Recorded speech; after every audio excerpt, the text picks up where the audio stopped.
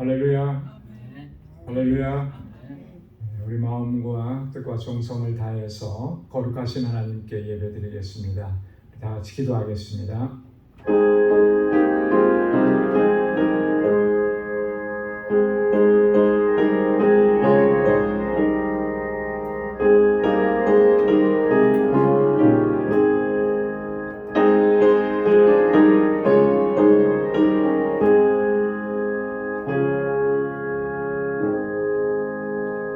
여호와를 사랑하는 너희여, 악을 미워하라. 저가 그 성도의 영혼을 보존하사 악인의 손에서 건지시느니라. 의인을 위하여 빛을 뿌리고 마음이 정직한 자를 위하여 기쁨을 뿌렸도다. 의인이여, 너희는 여호와로 인하여 기뻐하며 그 거룩한 기념에 감사할지어다. 아멘. 거룩하시고 자비로우신 여호와 하나님 아버지, 오늘도 이 저녁 저희들을 주님의 보좌 앞으로 불러주시고 하나님을 경배하고 찬양하며 예배케 하시니 감사합니다. 성의로 지난 3일 동안도 은혜 가운데 저희들을 지켜주시고 주님의 그 거룩하고 능하신 손으로 우리를 붙잡아 주시고 믿음으로 살아올 수 있도록 인도해 주심을 감사합니다. 하나님의 그 은혜를 기억하며 이 시간 기쁨과 감격으로 하나님을 예배하는 저희들 되게 하여 주옵소서. 우리 안에 허물과 죄악을 고백하오니 우리 주님의 보혈로 깨끗하게 씻어주시고 이 시간 정결하게 하여 주옵소서. 하나님께서 기뻐 받으시는 거룩한 산 제사로 주님께 올려드리는 저희들 되게 하여 주옵시고 이 시간도 예배하신 그 은혜와 주님의 평강으로 덧입혀 주옵소서. 감사하며 예수님의 이름으로 기원하옵나이다. 아멘. 전능하사 천지를 만드신 하나님 아버지를 내가 믿사오며 그 외아들 우리 주 예수 그리스도를 믿사오니 이는 성령으로 잉태하사 동정녀 마리아에게 나시고 본디오 빌라도에게 고난을 받으사 십자가에 못 박혀 죽으시고 장사한 지 사흘 만에 죽은 자 가운데서 다시 살아나시며 하늘에 오르사 전능하신 하나님 우편에 앉아 계시다가 저리로서 산 자와 죽은 자를 심판하러 오시리라. 성령을 믿사오며 거룩한 공예와 성도가 서로 교통하는 것과 죄를 사하여 주시는 것과 몸이 다시 사는 것과 영원히 사는 것을 믿사옵나이다. 아멘. 찬양으로 하나님께 영광 돌리겠습니다. 당신은 영광의 왕.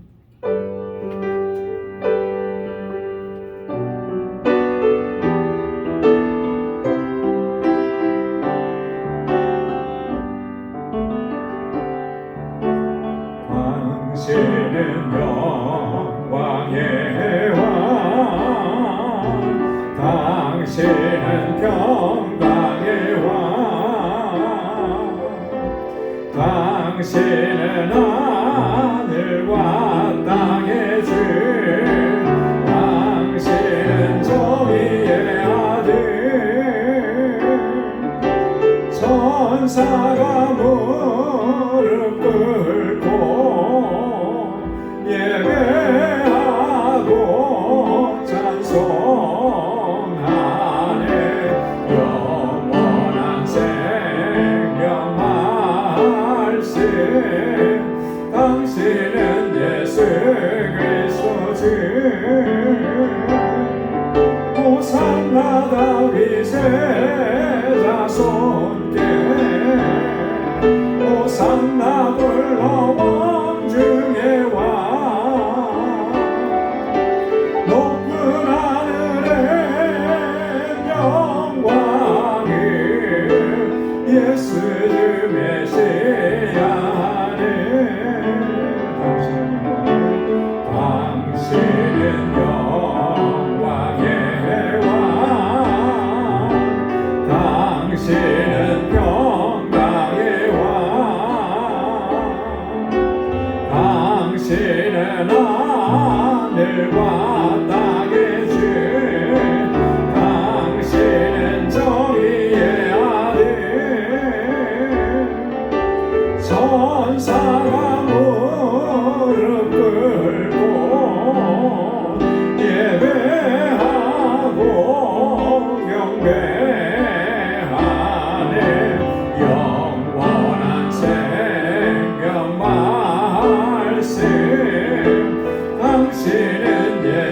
그리스도 주 호산나 다윗의 자손께 호산나 불러 왕 중의 왕 높은 하늘의 영광을 예수 주 메시아네 호산나 다윗의 자손께 호산나 불러 왕 중의 왕 높은 하늘의 영광을 예수 주 메시아네. 아멘. 내 모든 시험 무거운 짐을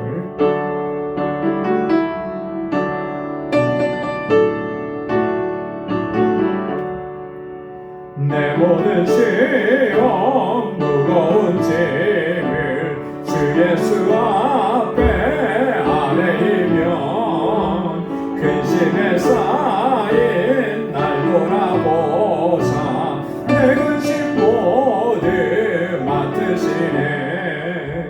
무거운 짐을 나 홀로 지고 견디다 못해 쓰러질 때 불쌍히 여겨 구원의 주님 은혜의 주님 오직 예수 내 모든 괴로움 닥치는 환난 주 예수 앞에 아뢰이면 주께서 친히 날 구해 주사 넓으신 사랑 베푸시네.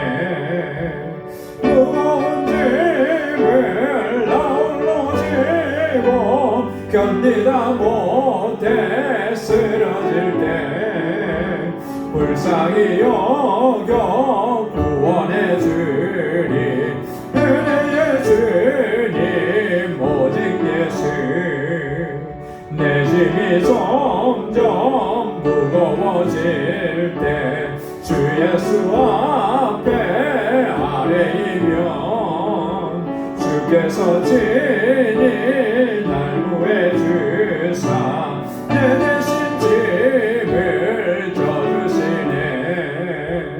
무거운 짐을 나 홀로 지고 견디다 못해 쓰러질 때 불쌍히 여겨 구원의 주님 은혜의 주님 오직 예수 마음의 시험 무서운 죄를 주 예수 앞에 아뢰이면 예수는 나의 능력이 되사 세상을 이길 힘드시네.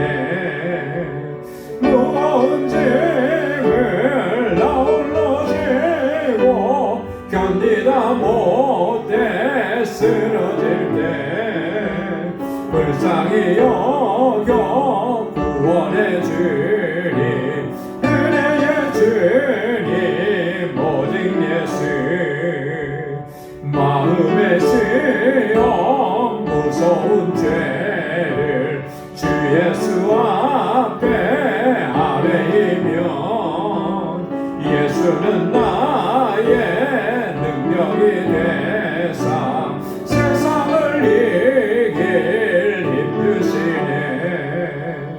무거운 짐을 나 홀로 지고 견디다 못해 쓰러질 때 불쌍히 여겨 구원의 주님 은혜의 주님 오직 예수. 아멘. 내 평생에 가는 길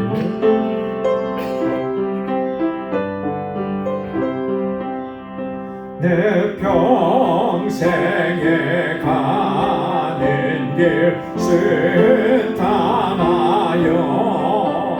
늘 선전한 감 같은지 큰 바로 무섭고 어렵든지 나의 영혼은 늘 변하라. 내 영혼 평안해. 내 영혼 평안해. 저 마귀는 우리를 삼키려고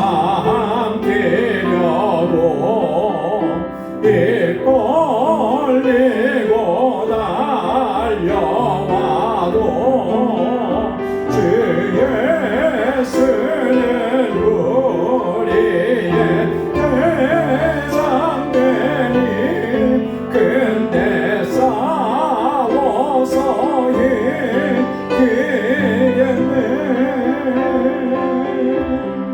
내 영혼 평안해. 내 영혼 평안해. 내 생제 주홍빛 같더라도 주 예수께 달래면 그 십자가 피로써 다시 세상 믿는 보다 더 정하겠네. 내 영혼 평안해. 내 영혼 평안해. 저 공중에 구름이 일어나며 큰 나팔이 울려날 때 주 오셔서 세상을 심판해도 나의 영혼은 꼭 없겠네. 내 영혼 평안해. 내 영혼 평안해. 아멘. 세상에서 어떠한 일을 만나도 주님께서 우리의 마음을 평안케 하시고 참 평강으로 지켜주시는 줄로 믿습니다. 우리 이 시간 다 같이 통성으로 함께 기도하겠습니다. 먼저 우리 교회를 위해서, 이 교회가, 우리 방주교회가 하나님의 은혜로 여기까지 왔는데 또 이후에도 하나님 은혜 베풀어 주시고 주님의 주신 사명을 잘 감당하게 하옵소서. 이 재단에 세워주신 하나님의 귀한 종들, 신실한 주의 청지기들 강건하게 붙잡아 주시고 믿음으로 역사하게 하옵소서. 이곳에서 자라나는 우리 주일학교와 유스그룹과 EM의 우리 어린 자녀들, 청년들, 우리 장년들 붙잡아 주시고 저들이 정말 하나님 앞에서 견고하게 서서 이 시대의 믿음의 일꾼들이 다 되게 하옵소서. 우리 교사들과 전도사님 위해서 함께 기도해 주시고 우리의 선교적 사명을 감당하는 교회가 되도록 위해서 기도해 주시고 우리 다음 주에 있는 알라메다 방주교회 봉헌 예배 위에 하나님 큰 은혜 베풀어 주시도록 또 알라메다의 모든 사역자들과 우리 동역자들 능력의 장중에 붙들어 주시도록 세계 곳곳에서 복음을 증거하는 우리 선교사님들 강건하게 붙잡아 주시고 이번 주에 우리 임상순 선교사님 니카라과에서 오셔서 말씀을 전해 주시는데 니카라과의 상황이 너무나 안 좋습니다. 하나님께서 지켜주시고 이 선교의 교회 하나님 어려움이 없도록 하나님 보호해달라고 같이 기도해 주시고, 우리 환우들을 위해서 기도합니다. 육신이 연약한 주님 치료해 주시고 온전하게 회복시켜 주옵소서. 마음의 모든 염려와 근심 걱정 다 주님께 내어 맡기게 하옵소서. 우리 사랑하는 권속들 하나님께서 붙잡아 주시고, 가족의 영혼 구원을 위해서 기도하는 그 가정에 하나님의 놀라우신 구원의 은혜를 허락해 주옵소서. 우리 사랑하는 성도들의 또 허락해 주신 믿음의 기업들도 견고하게 지켜 주옵소서. 우리 함께 기도하고, 또 우리 이 시간 가지고 나온 가지고 나온 우리 개인적인 기도의 제목 하나님 앞에 아뢰겠습니다. 다 같이 통성으로 기도하겠습니다. 거룩하신 아버지 하나님, 감사합니다. 이 저녁에 저희들을 사랑하셔서 은혜의 자리로, 하나님을 예배하는 자리로 불러주시니 감사합니다. 오 하나님 아버지, 나를 구원해 주신 그 구원의 은혜와 지금까지 지켜주신 그 하나님의 놀라우신 사랑과 은총을 기억하며 이 시간 우리의 마음을 다하고 힘을 다하여 하나님 예배하는 저희를 되게 하여 주시옵소서. 아버지 하나님, 주님께서 사랑하시는 이 복된 시간, 지난 25년 동안 한결같은 은혜를 베푸시고 귀한 능력의 역사해 주시고 여기까지 인도해 주셨는데, 하나님 우리에게 주신 사명을 잘 감당하는 믿음의 공동체가 되게 하여 주시옵소서. 특별히 아버지 하나님, 이제 안에 세워주신 하나님의 귀한 일꾼들, 주의 종들, 신실한 청지기들에게 능력과 권능을 덧입혀 주시고, 아버지 우리의 마음을 다하고 힘을 다하게 하옵소서. 맡은 자들에게 구할 것은 충성이라고 하신 주님의 말씀대로 하나님 우리의 마음과 뜻을 다하게 하시고, 아버지 헌신하고 충성을 다하는 종들이 되게 하여 주시옵소서. 아버지 하나님, 특별히 말하고 원하는 것은 이곳에서 자라나는 우리 사랑하는 자녀들, 아버지 기억해 주옵소서. 저들이 정말 믿음으로 살고 하나님 앞에서 경건한 하나님의 자녀와 백성으로 살게 하셔서 이 시대에 하나님의 귀한 일꾼들이 다니도록 인도하여 주옵소서. 저들이 사랑하는 이 세상은 너무나 혼탁하고 하나님 시험과 유혹이 많은 세상입니다. 이 세상 가운데 하나님 요셉과 같이 순결함을 지켜나가게 하시고 다윗과 같이 믿음으로 행하게 도와주시옵소서. 바울에게 주셨던 그 아버지의 능력과 하나님 주님의 사과, 아버지 복음을 전하는 이 귀한 열정을 함께 주셔서 복음의 증인으로 살게 하여 주시옵소서. 아버지 하나님, 저들을 위해서 늘 수고하고 있을 우리 교사들과 전도사님 늘 강건하게 붙잡아 주시고 하나님의 지혜와 능력으로 은혜로 함께하여 주시옵소서. 세계 곳곳에 복음을 전하는 우리 선교사님들 강건하게 붙잡아 주시고, 지금 아버지 하나님 니카라과의 사랑이 너무나 좋습니다. 하나님 주님 지켜주셔서 아버지 하나님 그 땅에 아버지 하나님 복음의 씨앗이 떨어질 때 하나님 놀라운 역사가 일어나도록 인도해 주시고 아버지 늘 보호하시고 지켜주옵소서. 다음 주에는 우리 알라메다 방주교회 본원 예배를 준비하고 있습니다. 하나님 주님께서 세워주신 알라메다 방주교회 하나님 든든하게 세워주옵시고 주의 종들에게 능력과 권능을 더하여 주시옵소서. 그 적의 영혼들을 구원하는 구원의 방주로 우뚝 서게 하시고 아버지 주님의 주신 삶을 잘감당하게 하여 주시옵고, 아버지 하나님 모든 예배팀이 막문화에서 함께하는 그 영광을 올릴 때 큰 은혜 허락하여 주시옵소서. 우리 사랑하는 권속들의 삶을 지켜주시기 원합니다. 저들의 삶에 아버지의 고난과 고통가 있을지라도 낙심하고 절망하지 않게 하시고 소망의 주님을 바라볼 수 있도록 인도하여 주옵소서. 아버지 하나님 육신의 연약함으로 아버지 하나님 질병과 싸우는 주의 귀한 종들을 들어주시고 주님의 손길로 만져주시고 하나님 놀라우신 치유의 역사를 허락하여 주시옵소서. 우리의 영과 육이 강건하여서 하나님 주님을 섬기기에 부족함이 없도록 은총을 베풀어 주옵소서. 우리 사랑하는 성도들의 가정을 평안케 하시고 아버지 하나님 저들의 삶의 자리가 복의 그런된 삶이 되도록 인도해 주시고 허락해 주신 믿음의 기업들을 든든하게 지켜 주옵소서. 아버지 하나님 진짜 중에 있는 성도들이 있습니다. 그 발걸음을 지켜주시고 인도하시고 아버지 하나님의 선하신 우리에게 손길로 보호하시고 이끌어 주옵소서. 오늘도 주님 앞에 나와서 하나님 간절하게 우리 마음의 소원을 알고 간구하고 기도하오니 주의 종들의 기도마다 하나님 선하신 응답을 허락해 주옵소서. 주의 말씀으로 우리를 새롭게 하시고 오늘도 주신 말씀으로 아버지 하나님 주님 앞에 새로운 결단으로 서는 귀한 은혜의 시간이 되도록 하나님 인도하여 주옵소서. 모든 감사와 영광 주님 앞에 올려드립니다. 예수님의 이름으로 간절히 기도드리옵나이다. 아멘. 할렐루야. 하나님께서 또 우리의 기도에 선한 응답을 허락해 주실 줄로 믿습니다. 이제 우리 하나님의 말씀을 같이 묵상하도록 하겠습니다. 오늘 묵상한 하나님 말씀은 에베소서 제5장 1절로 7절 말씀입니다.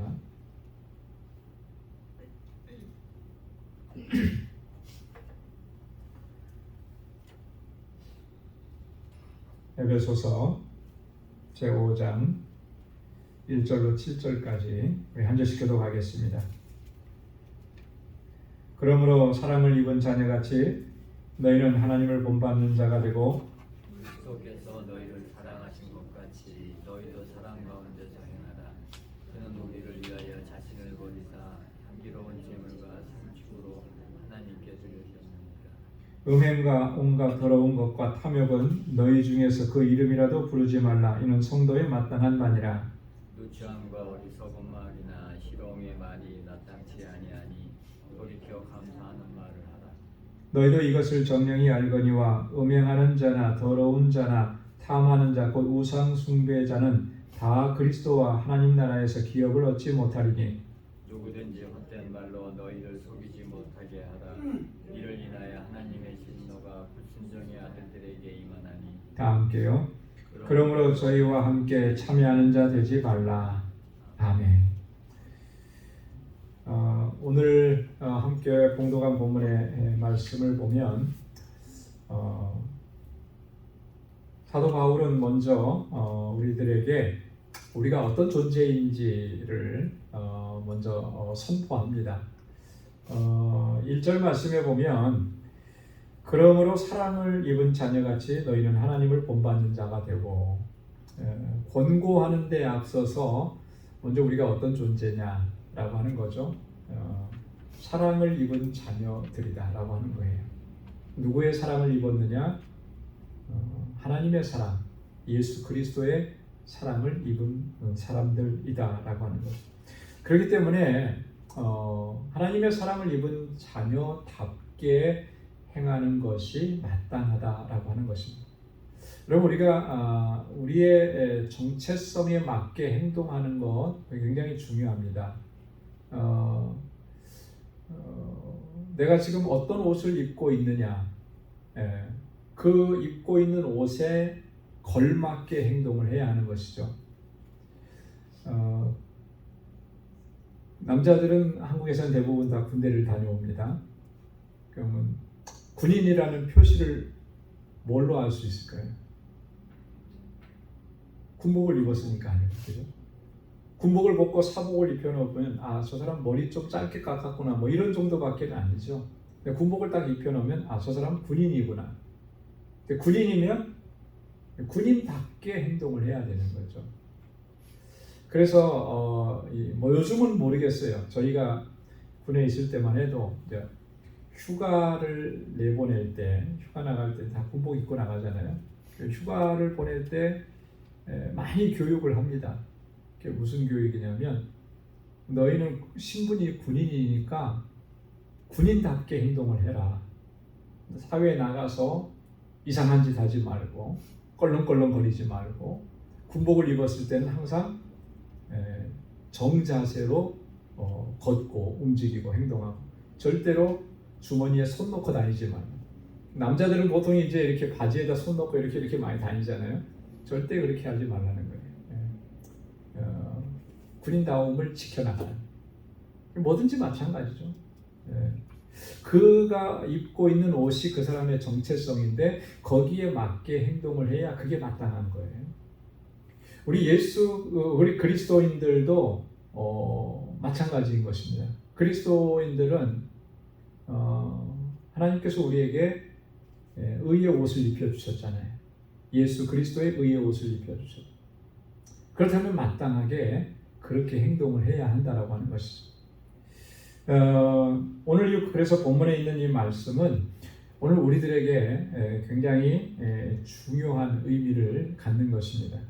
오늘 본문의 말씀은 크게 두 부분으로 나눠볼 수 있는데 1절과 2절은 너희가 사랑 가운데서 행하라. 그리고 3절부터 7절까지는 너희의 삶 속에 죄악된 모든 것들을 버려야 된다 라고 하는 것을 말씀을 합니다. 자, 그러면 우리 1절부터 한번 같이 보도록 하겠습니다. 1절에 그러므로 사랑을 입은 자녀같이 너희는 하나님을 본받는 자가 되고. 사랑을 입은 자녀같이. 항상 우리가 기억해야 되는 것은 우리는 하나님의 사랑을 입은 존재들이라고 하는 거예요. 여러분, 그 하나님의 사랑이라고 하는 것이 얼마나 귀하고 값진 것인가. 여러분, 우리가 사랑을 받는다라고 하는 것은 이 세상에서 가장 행복한 것 같아요. 그죠? 뭐가 제일 행복한 것이겠습니까? 돈 많이 벌고 돈 많이 유산을 상속받은 거, 그게 가장 행복할까? 그렇지 않은 것 같아요. 유산을 아무리 상속을 많이 받았어도 부모님의 사랑을 받지 못했다면 참 불행한 거죠. 부모님의 사랑을 듬뿍 받고 자란다라고 하는 것, 이게 가장 행복한 겁니다. 마찬가지로 우리가 하나님의 사랑을 받았다라고 하는 것은 우리 삶에 있어서 가장 행복한 거죠. 여러분, 사랑이라고 하는 것은 옛날에 우리 옛 어르신들께서는 그렇게 말씀을 하신 걸 봤어요. 사랑은 어떤 사랑이냐면 내리사랑이다. 내리사랑. 여러분, 내리사랑이라고 하는 말은 윗사람이 아랫사람을 따뜻하게 사랑하고 보살피고 돌보고 그런 것을 이제 내리사랑이라고 그러죠. 그러니까 사랑은 항상 위에서 아래로 내려가는 거예요. 그러니까 부모님의 사랑 얘기할 때 내리사랑이라는 표현을 많이 쓰죠. 그죠? 자녀가 아무리 부모님을 사랑한다고 해도 부모님이 자녀를 사랑하는 거에 비할 수가 없는 거예요. 부모님이 나를 사랑해 주셨기 때문에, 사랑으로 돌봐주시고 양육하고 키워 주셨기 때문에 그 사랑을 깨달은 사람이, 그 자녀가 부모님을 공경하고 섬기는 거예요. 그래서 그러니까 자녀들이 예를 들어서 부모님의 사랑을 충분하게 받지 못했다면 사랑이 뭔지를 잘 모르는 거죠. 그래서 이렇게 부모님의 사랑을 받지 못하고 자란 사람들이 나중에 가정을 이루었을 때 참 어려움을 많이 겪는 것을 봅니다. 왜냐하면 사랑이 뭔지를 모르니까, 내가 받아본 경험이 없으니까 또 베풀 수도 없는 거예요. 이게 사랑이구나라는 것을 내가 알았다면 그대로 할 텐데 그게 없잖아요. 그래서 성경에서도 보면 강조하는 게 그겁니다. 하나님께서 우리를 사랑하신 것이지, 먼저 하나님께서 우리를 사랑하신 것이지 우리가 하나님을 사랑한 거 아니다. 그죠? 하나님께서 우리를 사랑하셔서 자녀로 불러주시기까지 전까지는 우리는 하나님을 알지도 못했고 하나님을 섬기지도 않았던 그런 존재들이었습니다. 그런 사람들을 우리를 택하셔서 하나님께서 우리를 사랑해 주신 거예요. 그래서 우리가 사랑을 알게 된 거죠. 요한일서 4장 10절에 보면, 사랑은 여기 있으니 우리가 하나님을 사랑한 것이 아니요 오직 하나님이 우리를 사랑하사 우리 죄를 위하여 화목제로 그 아들을 보내셨습니다. 우리가 하나님을 사랑한 것이 아니요 하나님이 우리를 사랑하셨다. 우리에게 베풀어 주신 그 하나님의 사랑은 어떤 사랑인가? 요한일서 4장 9절에서는 이렇게 얘기합니다. 하나님의 사랑이 우리에게 이렇게 나타난 바 되었으니 하나님이 자기의 독생자를 세상에 보내심은 저로 말미암아 우리를 살리려 하시니라. 하나님의 사랑이 어떻게 나타나셨다고 했습니까? 하나님의 독생자를 세상에 보내셨어요. 세상에 보내셨다라고 하는 말은 우리를 위해서 보내신 거죠.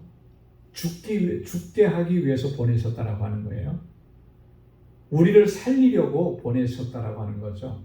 하나님의 사랑이 그렇게 우리에게 나타난 바 되었다. 그러니 너희는 어떤 사람이 되라고 하냐면 하나님을 본받는 자가 되라. 본받는 자. 여러분, 하나님을 본받는 자가 된다라고 하는 거, be imitator of God이라고 하죠. 하나님을 본받는 것. 원어 성경에는 보면요, 이 본받는다라고 하는 말이 이런 의미를 가지고 있습니다. 흉내를 잘 내는 사람, 모방자, 모방한다라고 하는 거예요. 그래서 주로 이제 신약 성경에서는 사람에 대해서, 인간에 대해서 본받는다라고 할 때 이 단어를 많이 썼습니다.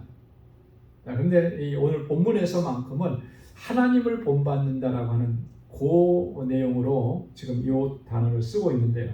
여러분, 우리가 하나님을 본받아야만 하는 이유가 뭐겠습니까? 왜 하나님을 본받아야 되겠습니까?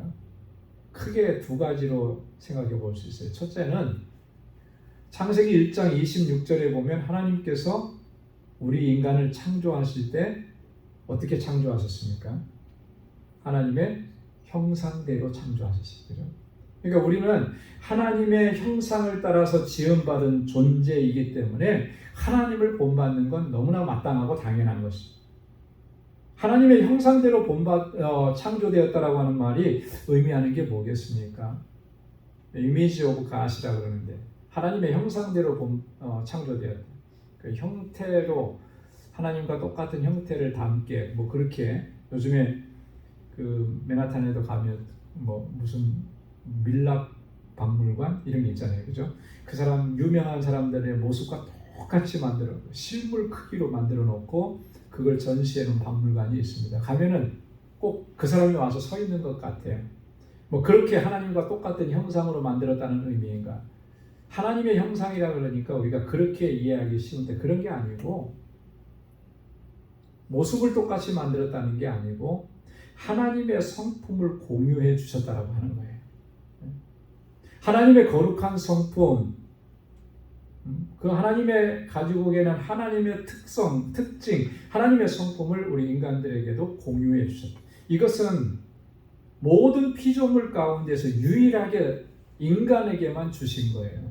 다른 동물들에게는 그런 하나님의 형상을 주시지 않은 거죠.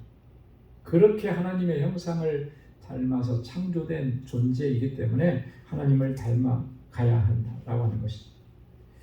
그 다음에 두 번째는 뭐냐면 우리는 아까도 말씀드린 것처럼 우리는 하나님의 무한하신 사랑과 사죄의 은총을 받은 존재이기 때문에 하나님을 본받는 자가 돼요.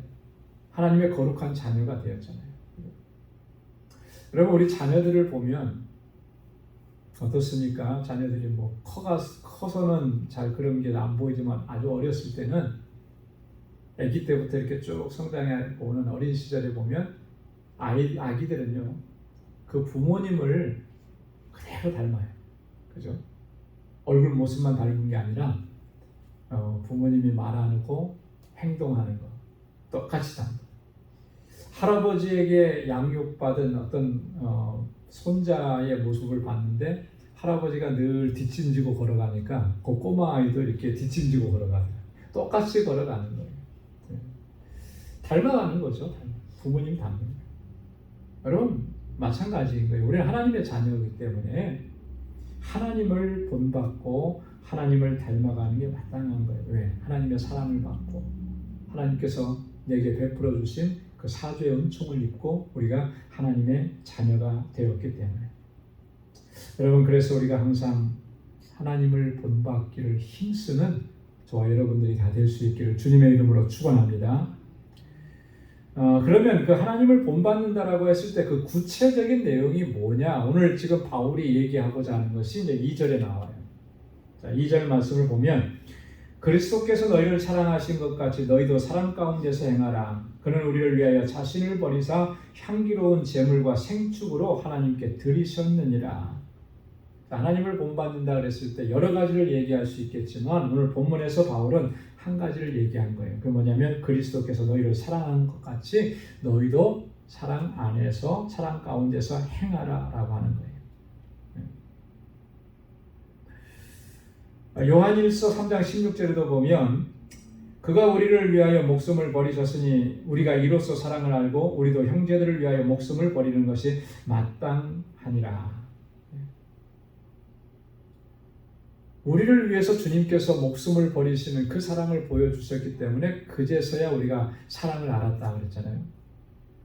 그러니 이제 우리가 형제를 위해서 목숨을 버리는 것도 마땅하니라. 사랑의 이 가장 중요한 핵심적인 요소는 주님께서 우리에게 보여주신 것처럼 형제를 위해서 내 목숨까지도 버리는 것.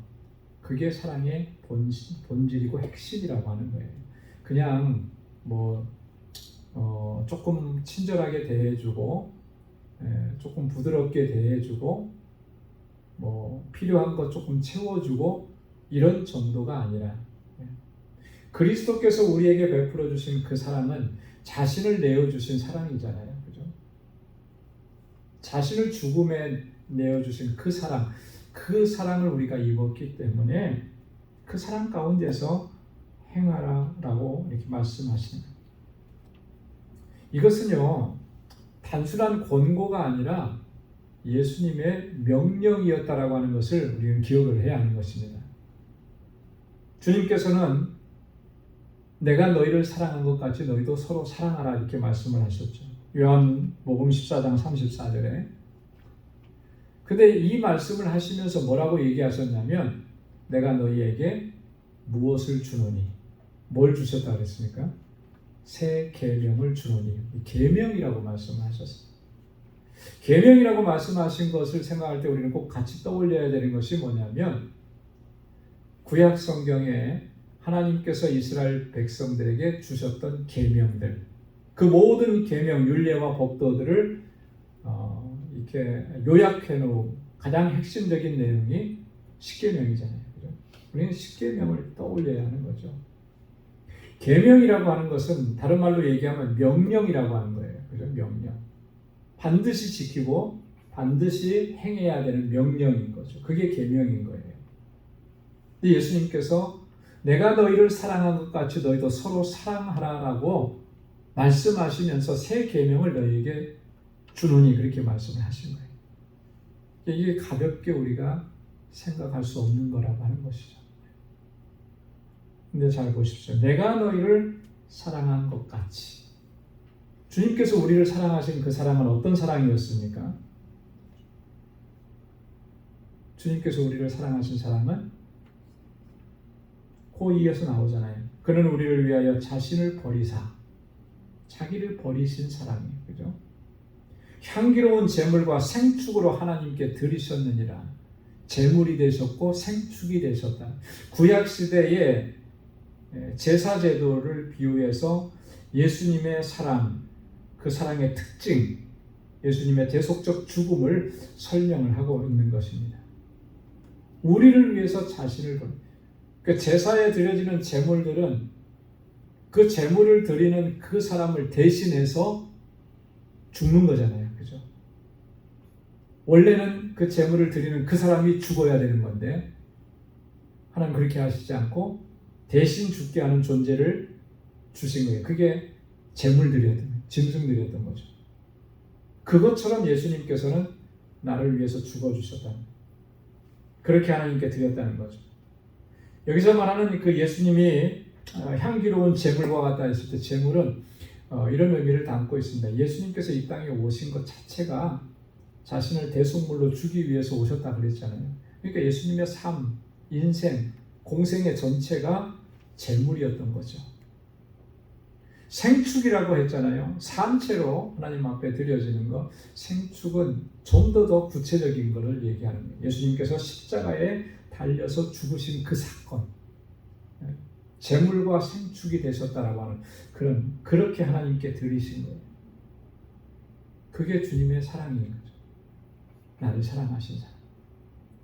그러니까 단순히 그냥 나를 친절하게 보다듬어 주시고 보호해 주시고 위로해 주시고 그런 정도의 사랑이 아니라는 거예요.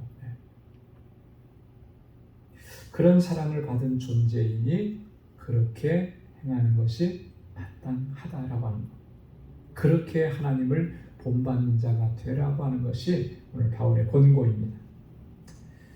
자, 그렇게 잘할 수 있기 위해서는 오늘 3절부터 7절까지의 말씀을 보면 너희의 죄악된 삶을 버리고 거룩한 삶으로 나아가라고 하는 것이 그의 권고이죠. 자, 3절 말씀에 보면 음행과 온갖 더러운 것과 탐욕은 너희 중에서 그 이름이라도 부르지 말라. 이는 성도의 마땅한 바니라. 그 이름이라도 부르지 말라. 이게 무슨 이름을 부르지 말라는 겁니까? 음행과 온갖 더러운 것과 탐욕. 그리고 그것은 성도의 마땅한 바다. 정말 중요한 것이다. 당연한 것이다. 이런 의미잖아요. 음행이라고 하는 것. 정식적인 그런 결혼 관계 이외에 있는 모든 성적인 관계들, 이거 다 음행인 거죠. 당시에 그 음행은 그리스도인들에게 굉장히 중요하게 바울이 강조합니다. 왜 그러냐면 이교도들의 종교의식의 한 특징이 바로 이런 음행인 거예요. 그 안에서 문란하게 자신들의 신의 이름으로 성적인 그런 행위들을 하는 것을 종교적인 하나의 특별한 그런 일로 여겼던 것이죠. 자, 그러니까 종교라고 하는 틀을 가지고 그런 일들을 허용하고 남용을 하는 것이 그들의 문화였던 거예요.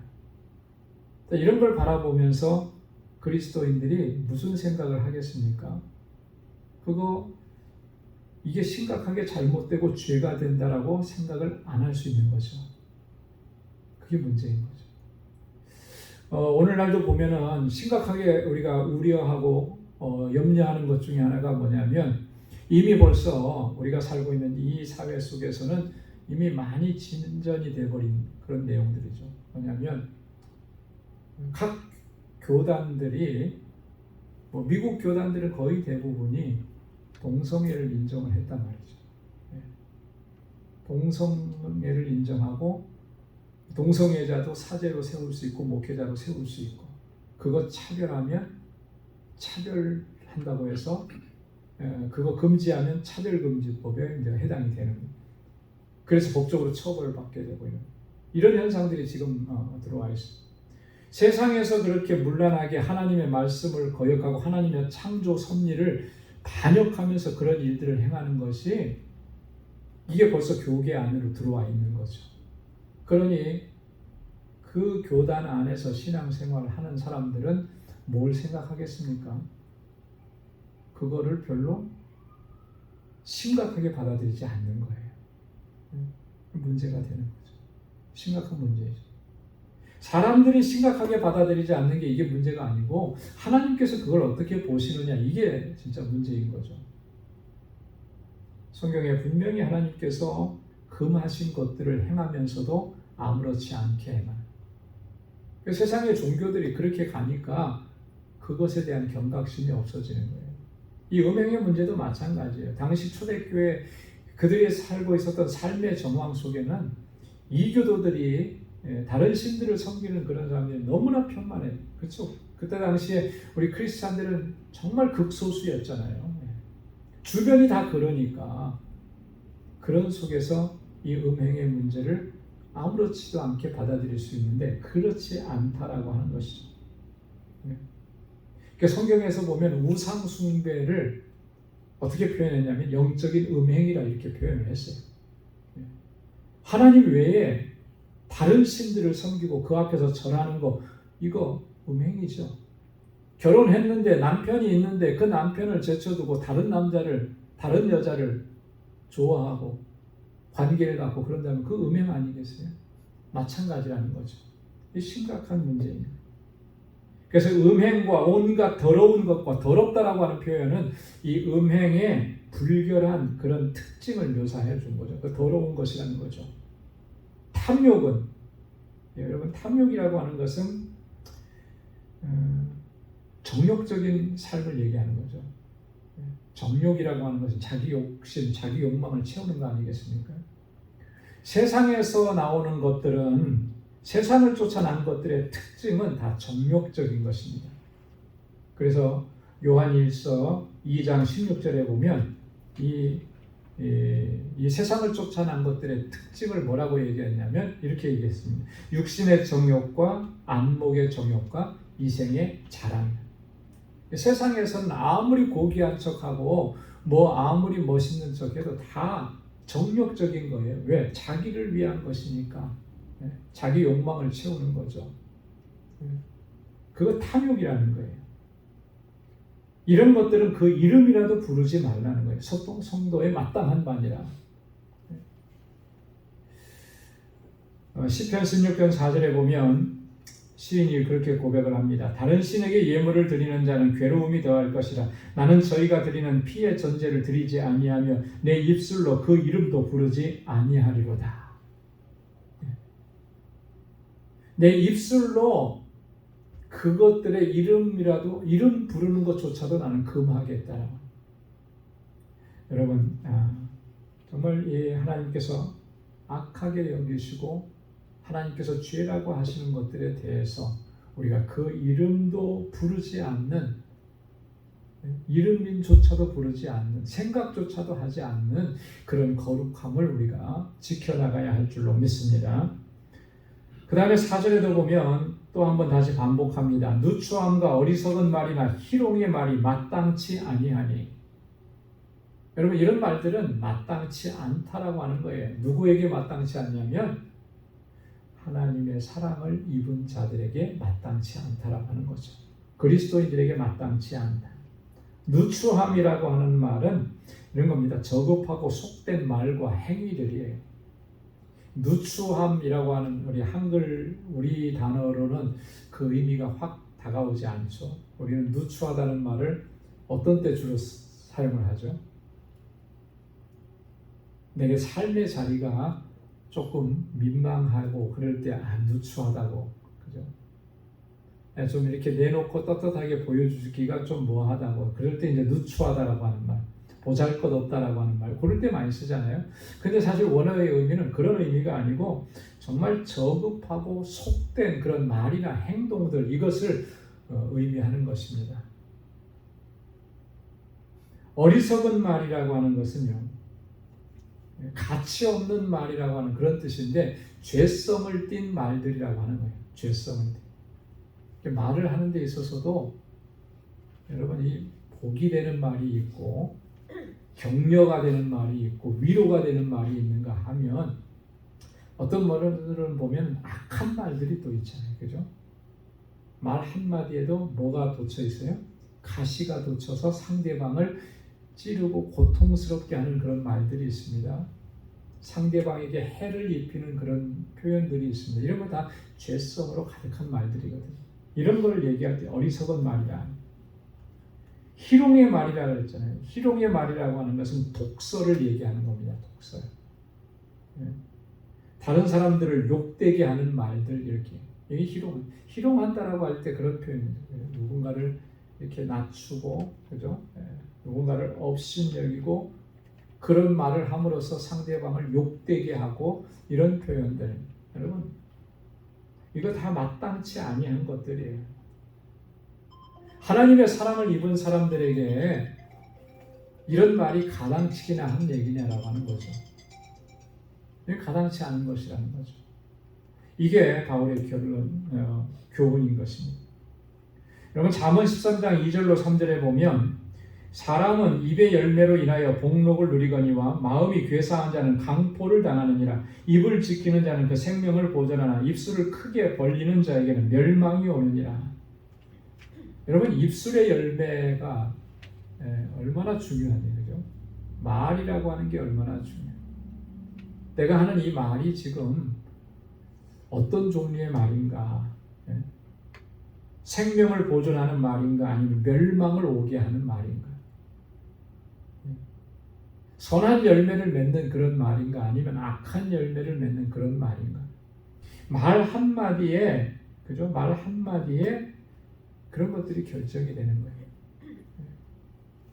우리가 무심코 내뱉은 그 말 한마디가 자신의 삶을, 자신의 영적인 삶을 파괴할 수도 있고, 그죠? 멸망에 이르게 할 수도 있는 거예요. 그래서 우리가 말하는 거 항상 조심해야 돼. 항상 생각을 해봐야죠. 이 말이 도대체 어떤 의미를 갖는 것인가 라고 하는 거예요. 이런 것들은 다 마땅치 않다라고 했잖아요. 버려야 된다라고 하는 거죠. 도리어 감사하는 말을 하라. 감사하는 말. 성도의 입에서 나오는 모든 말들은요, 감사의 말이 돼야 됩니다. 하나님의 은혜에 대한 감사, 또 하나님의 영광을 드러내는 그런 말과 표현들.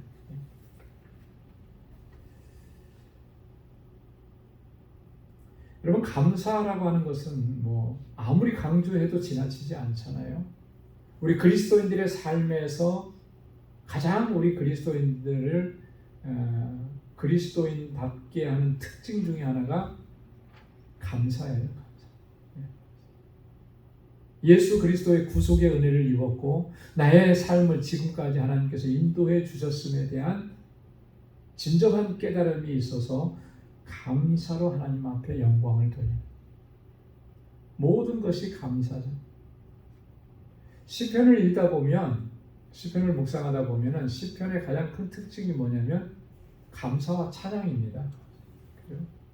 하나님의 은혜에 대한 감사, 그리고 그 감사에 대한 표현이 찬양으로 하나님께 영광을 올려드리는 거예요. 이게 그리스도인들의 특징인 것이죠. 특징. 예수 믿고 구원받고 하나님의 자녀로서 교회 안에서 직분을 가지고 살아가고 있는데 늘 입안에서는 우리의 입으로 나오는 말은 불평과 원망과 짜증이라고 한다면 이거는 맞지 않는 거잖아요. 아무리 힘들고 아무리 어려운 일이 있어도, 아무리 정말 나를 힘들고 어렵고 고통스럽게 하는 그런 순간들이 찾아와도 우리는 감사를 잃지 말아야 되는 거죠. 하나님의 선하심을 우리가 분명하게 인정한다면, 확신한다면 고난 속에서도 환난 속에서도 우리는 감사하고 하나님을 찬양할 수 있게 되는 줄로 믿습니다. 사도행전 16장에 보면 바울과 실라가 복음을 전하다가 붙잡혀갑니다. 매를 맞고 옥에 갇히게 됩니다. 빌립보 감옥에 갇히는 거예요. 캄캄한 감옥. 그 안에서 바울과 실라는 하나님 앞에 기도하고 하나님을 찬양한 거죠. 비록 내가 이렇게 곤고하고 고난을 겪고 핍박을 받아도 그래도 감사할 수 있는 이유는 하나님께서 나를 구원해 주셨기 때문에,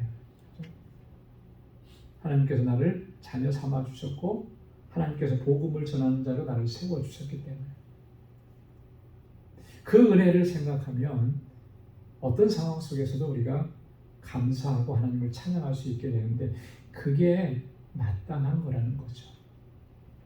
그래서 우리의 입술은 늘 하나님을 찬양하고 감사하고 그렇게 하나님께 영광 돌리는 우리의 삶이 될 수 있기를 소망합니다. 자, 그 다음에 5절부터 7절까지는 보면 저희와 함께 하지 말라. 아주 강력한 권고입니다. 너희도 이것을 정령이 알거니와 음행하는 자나 더러운 자나 탐하는 자 곧 우상 숭배자는 다 그리스도와 하나님 나라에서 기업을 얻지 못하리니 누구든지 헛된 말로 너희를 속이지 못하게 하라. 이를 인하여 하나님의 진노가 불순종의 아들들에게 임하나니 그러므로 저희와 함께 참여하는 자 되지 말라. 앞에 쭉 열거한 이런 모든 것들, 이런 일들을 행하는 자들과 함께 참여하는 자가 되지 말라. 이게 중요한 권고입니다. 자기가 그리스도인이라고 하면서 나는 그리스도인입니다. 구속받아서 하나님의 자녀가 되었습니다. 이렇게 얘기하면서 이런 불의한 자들의 행위에 동참하고 그들과 함께 한다면 어떻게 되겠습니까? 저들에게 임하는 그 하나님의 진노에 그 사람도 놓일 수밖에 없는 거죠. 왜냐하면 불의한 자들에게는 하나님의 심판이 임할 수밖에 없기 때문에. 그래서 5절에서 그렇게 얘기했잖아요. 이런 사람들은 음행하는 자, 더러운 자, 탐하는 자, 곧 우상 숭배자들, 이런 사람들은 그리스도와 하나님 나라에서 기업을 얻지 못한다. 이런 일을 행하는 자들은 하나님 나라의 기업을 얻지 못한다라고. 그게 무슨 말이겠어요? 그러면 하나님의 나라는 가기는 가는데 기업이 없다 이런 뜻이겠습니까? 그거 아니잖아요. 하나님 나라에 이르지 못한다라고 하는 거잖아요. 6절에도 보면 이를 인하여 하나님의 진노가 불순종의 아들들에게 임하나니, 하나님의 진노가 임하는 거예요. 하나님의 심판. 진노는 하나님의 심판을 얘기하는 거잖아요. 그런 하나님의 심판이 임하게 되는 것이죠. 그러니 너희는 저희와 함께 참여하는 자 되지 말라. 시편 1편 1절에 보면 복 있는 사람은 악인의 길을 쫓지 아니하며 죄인의 길에 서지 아니하며 오만한 자의 자리에 앉지 아니하고, 이런 자리는 피하는 거죠. 그 자리에 함께하지 않는 거예요. 그들과 함께 참여하는 자가 되지 않는 거예요. 시편 84편 10절에 보면 주의 궁정에서 한 날이 다른 곳에서 첫날보다 나은즉 악인의 장막에 거함보다 내 하나님 문지기로 있는 것이 좋사오니. 주님의 궁정에서 내가 한 날을 지내더라도 거기서 거하겠다. 악인의 장막에 거하지 않겠다. 거기가 아무리 좋은 것이 좋아 보이는 것이 있어도 그 자리 가지 않겠다. 악인들과 함께하지 않겠다. 여러분, 이런 결단이 우리 안에 있어야 할 줄로 믿습니다. 하나님께서 악하게 여기시고 하나님께서 기업을 주지 않으시고 하나님의 진노가 임하는 그 사람들과 함께 참여하게 되면 결국 똑같이 되고 마는 거예요. 어느 유명한 한국의 가수, 여자 가수가 새롭게 하소서에 나와서 간증을 했더라고요. 그 이름은 제가 모르겠어요. 유명한 가수인 것 같아요. 근데 거기서 이제 자신이 치유받은, 하나님께서 치료해 주신 그 은혜를 간증을 한 거예요. 간증을 했는데 그게 이제 올해 초에 그렇게 돼요. 2월 달인가 그렇게 이제 나와요. 불과 한 5, 6개월밖에 안 지났는데 그 뒤에 이 사람이 어디가 있었냐면 동성애자들을 옹호하고 지지하고 하는 그 방송에 출연해서 그 사람들을 내가 도와주겠다. 그러면서 인터뷰하고 방송한 내용이 방송을 탔어요. 이게 뭔가? 이런 일이 있을 수 있을까? 하나님께서 나에게 은혜 주셨다고 그렇게 그 입술로 하나님을 찬양하고 간증을 했는데 그 뒤에 보니까 그 사람들이 어울리고 함께했던 사람들은 동성애자들과 함께 어울리고 그들을 옹호해주고 그들을 홍보하는 그런 방송에 나와서 그 일들을 한 거예요. 이게 뭐가 진짜인지 충분히 우리는 판단할 수 있잖아요. 그렇죠? 여러분, 우리가 살아가는 삶 속에서 이런 경우는 극단적인 경우를 예를 든 거겠지만 그렇게 우리가 하는 일들이 참 부지불식간에 그런 일들이 굉장히 많이 있는 거죠. 하나님의 자녀고 하나님의 백성이고 구원의 은혜를 받았다고 우리가 감격스럽게 하나님 앞에 예배하면서도 삶의 정황으로 들어가서는 그런 사람들과 함께 참여하고 함께 일하고 이런 일들이 우리에게도 동일하게 일어난다라고 하는 거예요. 이거 경계해야 된다. 정말 철저하게 경계해야 된다. 그래서 오늘 바울이 5절에서 7절까지 이렇게 강조해서 이야기하는 거죠. 여러분, 저와 여러분들의 삶이 정말 하나님의 은혜에 감사하고 감격한다면 오늘 사도 바울이 우리에게 권고하고 있는 것처럼 예수 그리스도 주님의 사랑 안에서 하나님을 닮아가기를, 하나님 본받기를 힘쓰면서 그 하나님의 뜻에 온전하게 순종하고 그렇게 믿음으로 살아갈 수 있는 우리 모두가 될 수 있기를 주님의 이름으로 축원합니다. 기도하겠습니다. 하나님 아버지, 감사합니다.